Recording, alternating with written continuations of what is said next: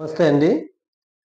చాలామంది ఈ మెట్లనేది సరిసంఖ్యలో ఉండాలా? బేస్ సంఖ్యలో ఉండాలని చాలామంది అడుగుతా ఉంటారు. ఎందుకంటే ఇప్పుడు గూడా ఇంకా కొంతమందికి అనుమానం అలానే ఉంటుందండి. అంటే మెట్లనేది ఎప్పుడు గూడా సరి సంఖ్యలోనే ఉండాలి. బేస్ సంఖ్యలో ఉండకూడదని చాలామంది అలా అని వితండవాదం జేస్తా ఉంటారు. అలా ఏం లేదండి.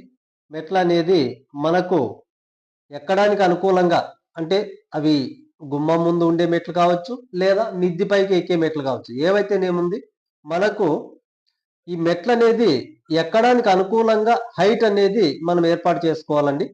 అంతేగాని ఇక్కడ సరి సంఖ్య, బేస్ సంఖ్య అనేది మనం వాడాల్సిన అవసరం ఏం లేదిక్కడ.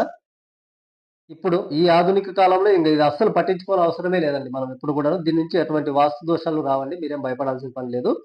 ఎప్పుడైనా సరే మనకు ఈ మెట్లనేది ఎక్కడానికి, దిగడానికి అనుకూలంగా ఉన్నప్పుడు మాత్రం మనకి ఈ కాళ్ళ నొప్పులు గాని ఏవి రావండి. అలా కాకోకుండా ఒక్కొక్కరు 9 ఇంచుల హైట్‌తో మెట్లు కట్టిన వాళ్ళున్నారండి. ఇలా మెట్లు కట్టినప్పుడు ఖచ్చితంగా ఆ ఇంట్లో మోకాళ్ళ నొప్పులనేది ఖచ్చితంగా వస్తాయండి. ఎవరికైనా సరే.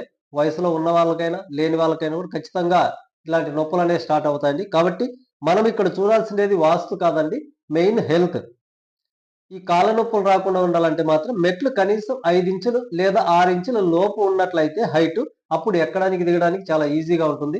అంతేగాని ఏదో సరి సంఖ్యలో ఉండాలి, సరి సంఖ్యలో ఉండాలా అనే ఒక ఉద్దేశ్యంతో చాలామంది ఇంకొక మెట్టు తక్కువ, ఇంకొక మెట్టు ఎక్కువ అని అక్కడక్కడే కుదేస్తూ మెట్లు కడతా ఉంటారండి. ఇది మాత్రం ఖచ్చితంగా మనకు ఆహ్, హెల్త్ పరంగా ఖచ్చితంగా ఇష్యూస్ అనేది వస్తాయండి. కాబట్టి ఇదొక్కటి గమనించండి. ఇక్కడ సరి సంఖ్య, బేస్ సంఖ్య అనేది మాత్రం వదిలేయండి. Thank you. Thank you so much.